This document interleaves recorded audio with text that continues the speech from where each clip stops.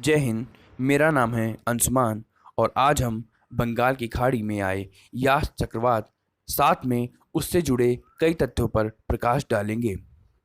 हाल ही में देखा गया कि बंगाल की खाड़ी में यास चक्रवात ने उड़ीसा एवं पश्चिम बंगाल के तट से टकराकर कई जनधन की हानि की। साथ में यह भी देखा गया कि इस तूफान में कई सारी तेज हवाओं के साथ भारी बारिश भी हुई। यदि हम इस चक्रवात के पृष्ठभूमि को देखें तो इस चक्रवात का नाम ओमान के द्वारा दिया गया है, जो कि एक उष्णकटिबंधीय चक्रवात है, जहां यास का मतलब जैस्मिन से लगाया जा रहा है। सामान्यतः देखा जाता है कि उत्तरी हिंद महासागर क्षेत्र यानी कि बंगाल की खाड़ी व अरब सागर में उष्णकटिबंधीय चक्रवात पूर्व मानसून यानी कि अप्रैल से जून माह व मानसून के पश्चात अक्टूबर से दिसंबर की अवधि के दौरान विकसित होते हैं। यास चक्रवात अत्यधिक गंभीर चक्रवाती तूफान से कमजोर होकर अधिक गंभीर चक्रवाती तूफान के रूप में परिवर्तित हुआ है।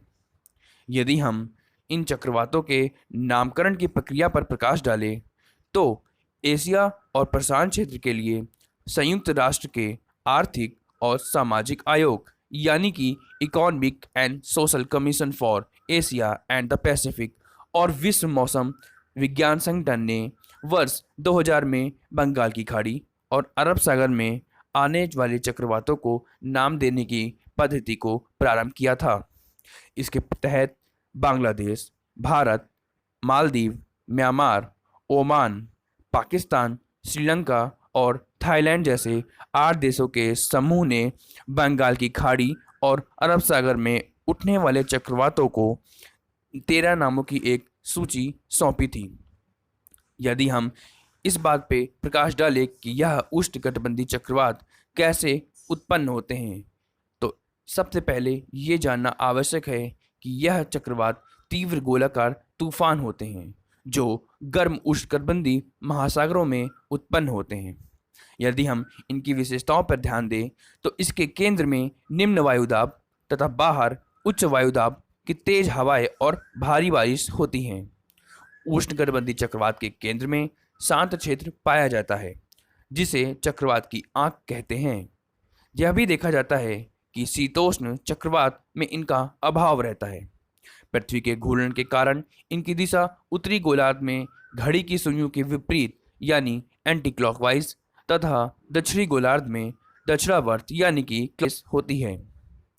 उष्णकटिबंधीय चक्रवातों की उत्पत्ति के लिए सामान्यतः 25 डिग्री से 27 डिग्री सेल्सियस आदर्श तापमान माना जाता है।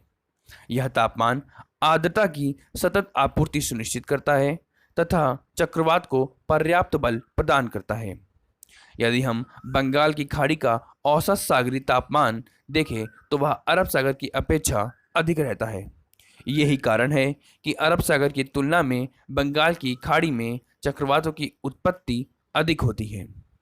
यदि हम अन्य क्षेत्रों में आने वाले इन चक्रवातों का नामकरण देखें तो दक्षिण पश्चिम प्रशांत और हिंद महासागर क्षेत्र में इन उष्णकटिबंधीय चक्रवातों को तूफान, वहीं उत्तर पश्चिम ऑस्ट्रेलिया में विली विली, उत्तर अटलांटिक और पूर्वी प्रशांत में हरिकेन तथा दक्षिण पूर्व एशिया और चीन में इनको टाइफॉन कह के पुकारा जाता है।